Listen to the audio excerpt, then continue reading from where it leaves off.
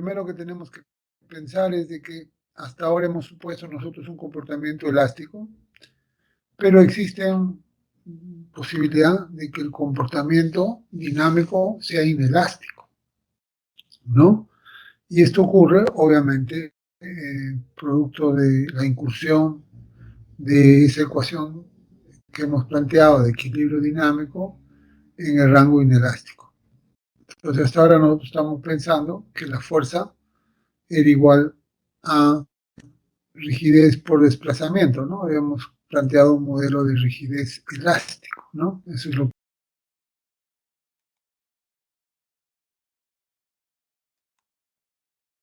Okay. Pero en realidad, un análisis sísmico, este comportamiento puede cambiar, ¿no? Incursiona en un rango inelástico o un rango plástico, se dice, ¿no?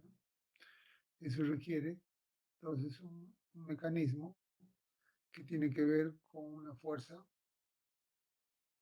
de este modelo, ¿no? Vamos a suponer, este es un modelo. Aplicamos la fuerza, se genera un desplazamiento, ¿ok?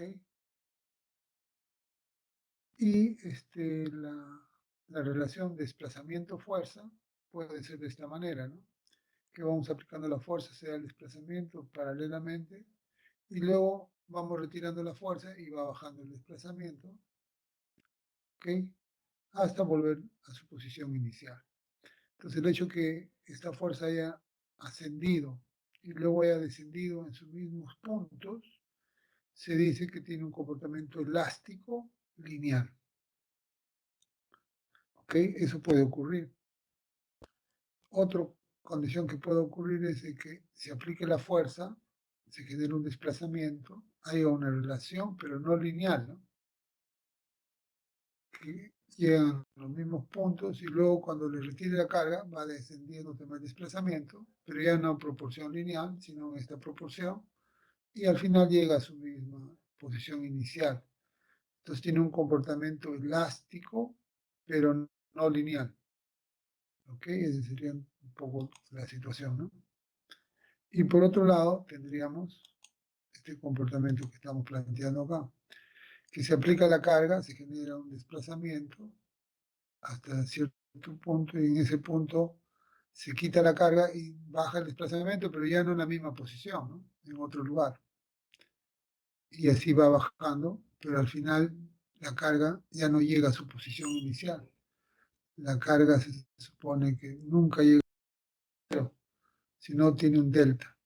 En este caso es un comportamiento inelástico, pero lineal, ¿no? ¿Por qué inelástico? Porque ya no regresa a su posición inicial, ya queda un residuo, un remanente, ¿no? Pero sí se ha movido de manera lineal, ¿ok? Y por último, tenemos el comportamiento inelástico, no lineal, que hace lo mismo, ¿no? Fuerza, desplazamiento, se llama etapa de carga, carga, y luego la etapa de descarga, ¿no? Donde también, pero regresa y ya no vuelve a su posición inicial. Quiere decir que queda un remanente. ¿Esto cómo lo estamos llamando? Inelástico, no lineal. ¿Qué? Inelástico, no lineal. A eso se llamaría, a ese desplazamiento. Bien, entonces estamos entendiendo que nuestra fuerza en relación al desplazamiento puede tener cualquiera de esos comportamientos, ¿no? Elástico, este sería el primer caso que nos hemos visto hasta ahora, el comportamiento elástico, lineal, ¿no? Donde la fuerza es proporcional al desplazamiento. Esta incursión es una función distinta, ¿no? Esta también es distinta. Estas incursiones no han sido analizadas por nuestra ecuación. Nuestra ecuación solamente está considerando fuerza, que es igual a la rigidez por el desplazamiento. Hemos considerado solamente comportamiento elástico lineal, ¿no? No hemos generado un comportamiento no lineal y menos un comportamiento inelástico, ¿no? Entonces, esa es una situación que debemos considerar. Entonces, este que estamos viendo ahí en resumen es el comportamiento elástico. Este es un comportamiento inelástico, ¿ok? Esa es la diferencia de comportamiento. Entonces, ahí debemos ubicar una condición importante que se llama el punto de fluencia. Entonces, cuando yo aplico una fuerza a la estructura puede comportarse en el rango elástico, llegando a un punto máximo del comportamiento elástico, que se llama el punto de fluencia, y luego sigue comportándose, pero ya no elástico, ¿no? Hasta llegar a su punto máximo, y luego llega la etapa de descarga, también su comportamiento ya no es elástico, ¿no? Es inelástica porque queda un remanente, ¿no?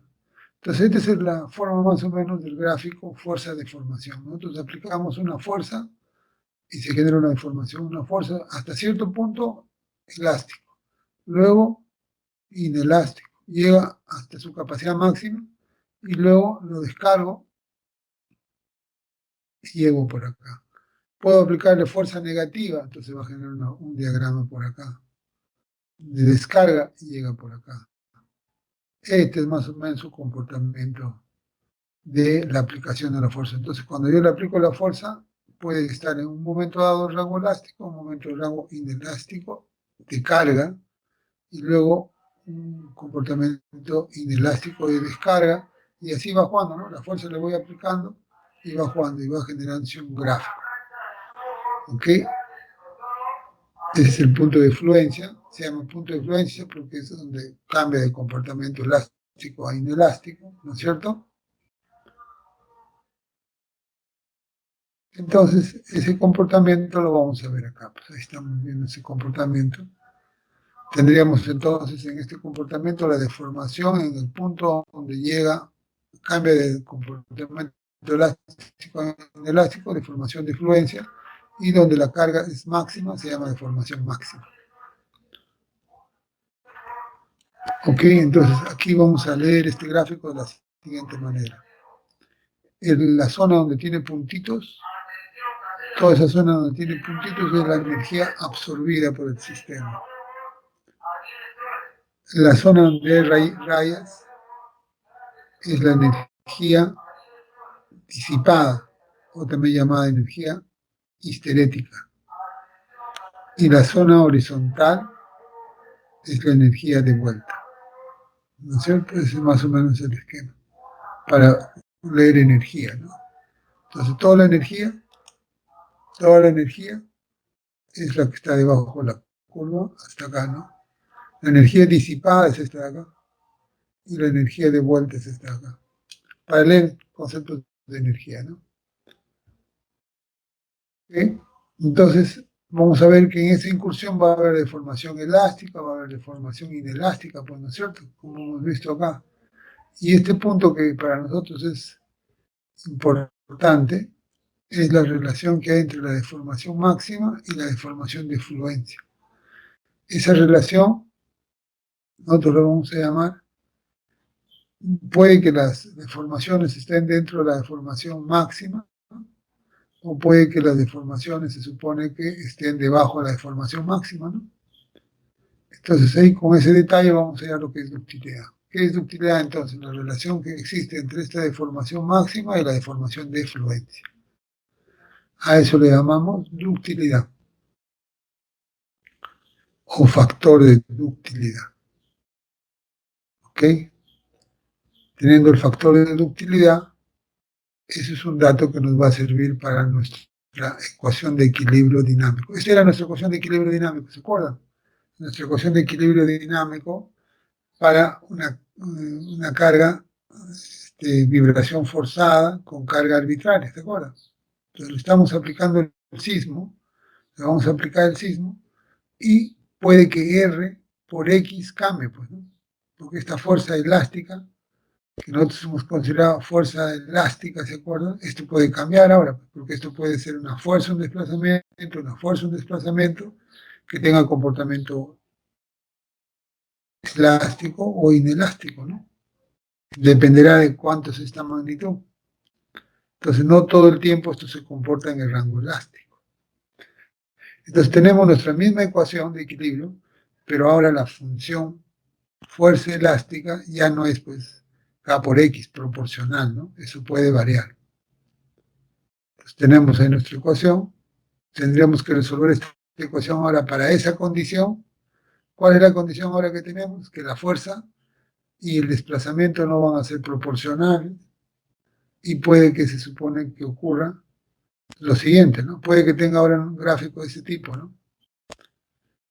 Que aplico la fuerza, es proporcional, y luego se mueve de manera, tiene un rango como plano, hasta la máxima carga, luego lo descargo y ya es inelástico, ¿no? Es lineal pero inelástico y regresa otra vez acá, descarga, se queda en un rango plano, regresa a la posición y así van dando vueltas la fuerza. Entonces, esta forma de representar a cómo la fuerza se relaciona con su desplazamiento, eso es un modelo. Hay varios modelos para representar entonces la relación fuerza-desplazamiento. Este se llama un modelo elástico. O sea, en mi ecuación, ¿sí? En mi ecuación que tenemos, esta fuerza puede ser representada por distintos modelos, ¿no? Uno de ellos es el modelo elastoplástico, el que acabamos de presentar. Otro modelo puede ser el modelo de Takeda, ¿no? Donde también se comienza con una fuerza lineal, luego cambia a lineal, luego la descarga, y así sucesivamente dando fuerzas, va dando vuelta la carga. Este es otro modelo de la fuerza de desplazamiento, modelo Takeda. Existen distintos modelos para representar la fuerza, ¿no? Entonces los modelos más usados es el modelo elastoplástico. ¿Por qué? Porque puedo presentar la fuerza como una función manejable, ¿no? No una función tan compleja como esta. Sucedido eso, entonces ya puedo hacer mi ecuación de equilibrio colocando un modelo de fuerza elástica, en este caso fuerza de resorte, ¿no? Entonces pudiéramos usar esta. Entonces quiere decir que voy a aplicar ante un desplazamiento, se va a mover por acá, por acá, por acá y así sucesivamente, ¿no? Sería un modelo, se llama modelo de histéresis, ¿no? Este modelo elastoplástico entonces se aplica a la ecuación de equilibrio dinámico y es posible que tenga este comportamiento, ¿no? En un momento dado elástico, en un momento dado plano y una descarga también de este tipo lineal. Y así va dando la fuerza. La fuerza va cargándose, descargándose, cargándose, descargándose. A este modelo se llama, si aplicaría un solo sentido la fuerza, ¿no es cierto? Quedaría ahí el ensayo. Pero si luego agarro y lo descargo y le aplico inclusive en otro sentido la fuerza, se llama un análisis monotómico, ¿no? ¿De qué momento le estoy dando la fuerza? Sí, está simulando el sismo, ¿no? Pero en el laboratorio también puedo aplicar la carga a mi modelo, de un modelo de carga y descarga, en ciclos de carga, y se llama un ensayo monotómico. ¿Ok? Entonces, en ese camino, la fuerza pues, va a generar desplazamientos elásticos, va a generar desplazamientos máximos, va a generar ductilidad, ¿no? Y genera un gráfico, se pone bajo esta fuerza de ese tipo, ese gráfico que se genera ahí, donde va a haber ductilidad, voy a plantear entonces en mi ecuación, ahora plantearé una fuerza con ese modelo y ahora tendré que utilizar algún método numérico para encontrar la respuesta con esta fuerza inelástica, ¿no? Entonces, ¿qué involucro ahora? Buscar un modelo que me dé la respuesta ante una carga arbitraria, pero con un comportamiento inelástico, ¿no es cierto? Hay modelos, hemos leído, hay varios métodos que me permiten hallar la respuesta en esas condiciones.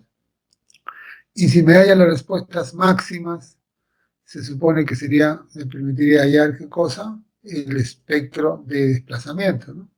Y si hago la integración y me da velocidades, me generaría espectros de velocidades, ¿ok? Entonces la respuesta que me da de esta manera, ¿no? En un momento dado me da respuestas así, y si la respuesta, vale decir los desplazamientos, son menores es que el desplazamiento de fluencia estaría en el rango elástico, ¿no? Pero en instantes la respuesta sale del desplazamiento del rango de fluencia y se da su desplazamiento máximo, tanto en la zona positiva como en la zona negativa. Pero eso no ocurre de manera permanente, ¿no? Ocurre en determinados instantes. Quiere decir que en determinados instantes ingresa en el rango inelástico, ¿no? ¿Ok? La respuesta va a ser parecida a la que hemos visto, ¿no? Una función de desplazamiento, solamente que en este caso el rango, para ver si se encuentra en el rango inelástico, elástico es la deformación de fluencia, ¿no? Si supera estos picos, entonces tendríamos un comportamiento inelástico en algunos instantes del movimiento, ¿no? O sea, cuando viene el sismo, en todo momento no tiene comportamiento inelástico, tiene picos donde se tiene comportamiento inelástico, ¿no? Y ahí, cuando eso ocurre, se supone que la estructura va a demostrar cuánta ductilidad tiene, ¿no? Cuánta ductilidad tiene. ¿Qué significa esto? Por ejemplo, acá estamos viendo que la ductilidad, ¿ustedes se acuerdan qué era, qué cosa? La ductilidad era la relación del desplazamiento máximo con el desplazamiento de fluencia. Entonces, eso sería la ductilidad de la estructura, que de alguna manera ocurre solamente en el comportamiento inelástico, ¿no? Si es que estuviera en el comportamiento elástico, su ductilidad sería ¿cuánto? Su ductilidad sería, en este caso vamos a encontrar ese esquema, su ductilidad sería básicamente que nunca va a tener un desplazamiento tan lo máximo que va a llegar va a ser el desplazamiento de fluencia, entonces el desplazamiento de fluencia, lo máximo que puede llegar en el rango elástico, su ductilidad sería como 1. Pero si tengo desplazamientos mayores al desplazamiento de fluencia, entonces va a haber comportamiento de ductilidades 1, 2, 3, dependerá, ¿no? ¿Cuánto es el pico máximo de rango inelástico, ¿no? Esa sería la respuesta inelástica, entonces. Así veríamos cómo sería ahora la respuesta inelástica. Si yo aplico un método numérico y dibujo su gráfico, para la respuesta inelástica sería así, con sus picos de desplazamiento máximo y con su ductilidad. Entonces, ¿qué es el componente que nos hace entender que tenemos un comportamiento inelástico que tiene ductilidad, ¿no? Y si la ductilidad es 1, ¿qué estaríamos diciendo? Que está en el rango elástico, ¿no? Ductilidades mayores que 1 estarían en el rango inelástico. ¿Está claro? Entonces, con eso podemos obtener los espectros, ¿no? Los espectros también de respuesta inelástica, ¿no? Desplazamientos que pasan de rango elástico, ¿no es cierto? Y esos desplazamientos me van a generar estas figuras, ¿no? Donde en la zona de abajo coloco qué cosa, en la zona de abajo coloco mis periodos, aquí coloco mis desplazamientos máximos, mis velocidades, mis aceleraciones. Entonces voy a tener un gráfico donde coloque todos los desplazamientos, las aceleraciones máximas con su periodo. ¿Qué estamos haciendo acá? Estamos haciendo un espectro. Pero si este espectro lo hemos hecho con la ductilidad igual a 1, este espectro sería un espectro elástico. Pero si la ductilidad es igual a 3, será así, ¿no? O otro espectro inelástico. Si la ductilidad es igual a 6, será así, ¿no? ¿Cómo se hace un espectro? Se hace para un determinado registro y se hace para un determinado amortiguamiento, ¿no? O un tipo de material. Lo único que cambia ahorita es que ahora le vamos a agregar que vamos a tener distintas ductilidades, ¿no? Para el mismo material, con el mismo registro sísmico, ahora vamos a tener distintos comportamientos, en un momento con comportamiento elástico, como el que hemos hecho hasta ahora, y luego con comportamiento inelástico, como 3, como 4, dependiendo, ¿no? Entonces, los espectros inelásticos, ¿cómo se diferencian de los espectros elásticos? En que tienen ductilidades mayores que 1, ¿no?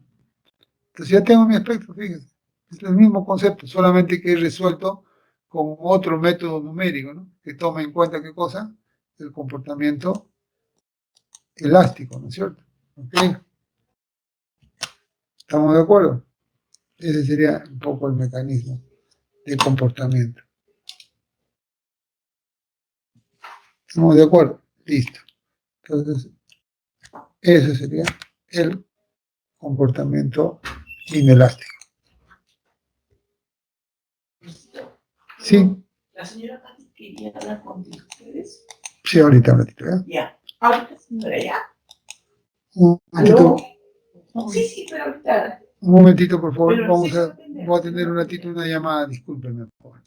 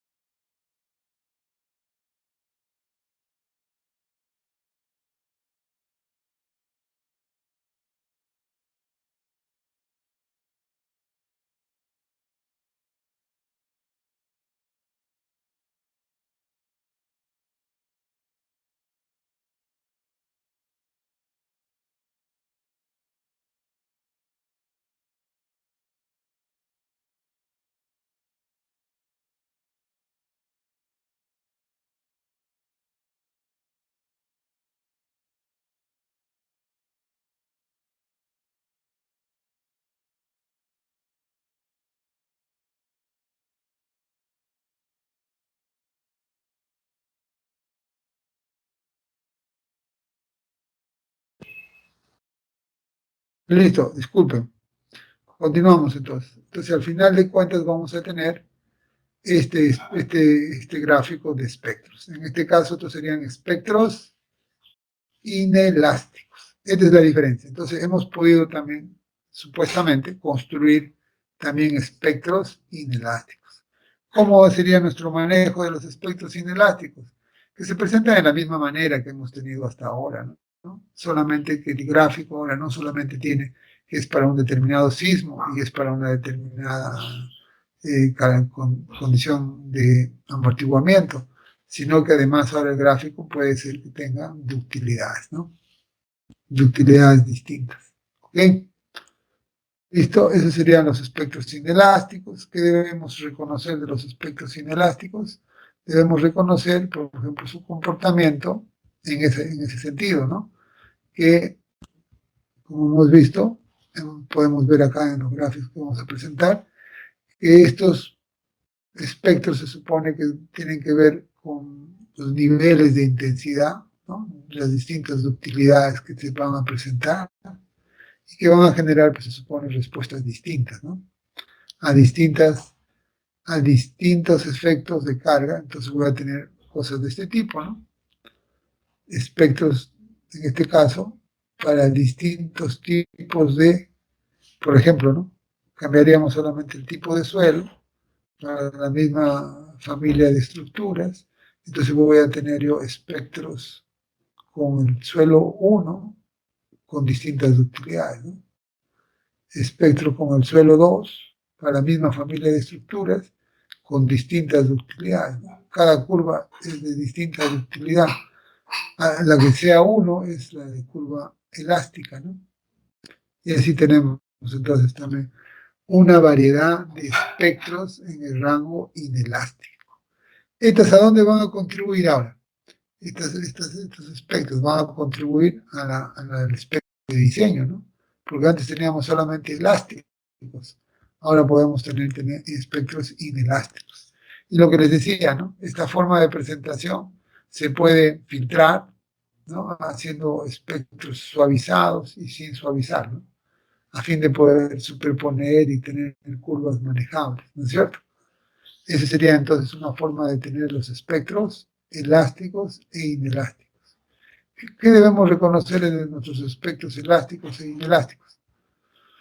¿Qué comportamiento pues, nos va a indicar en qué nivel de diseño sísmico se encuentra, ¿no? Si está entre el rango en sismos moderados, sismos de mediana intensidad o sismos de gran intensidad, ¿no?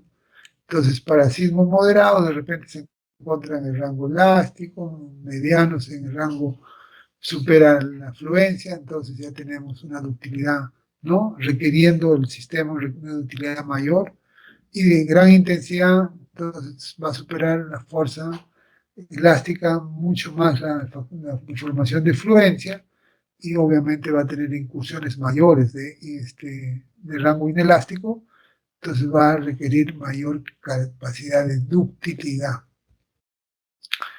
Con esa información podemos hacer nosotros los espectros de diseño, ¿no? Ahora sí, espectros de diseño no solamente con curvas elásticas, ¿no? Espectros elásticos, sino también con espectros inelásticos, ¿no? Estamos volviendo a poner esto y que superponíamos ahora no solamente respuestas elásticas, sino también inelásticas, y con esas respuestas recién podríamos obtener nuestra superposición de espectros y pudiéramos hacer nuestra curva representativa, que sería el espectro de diseño. Entonces, el espectro de diseño se hace con la superposición de qué espectros, elásticos e inelásticos, ¿no? Esa sería un poco la conclusión de este tipo. Y al final tendríamos, pues, igual nuestro espectro correspondiente para esa condición. Eso es básicamente...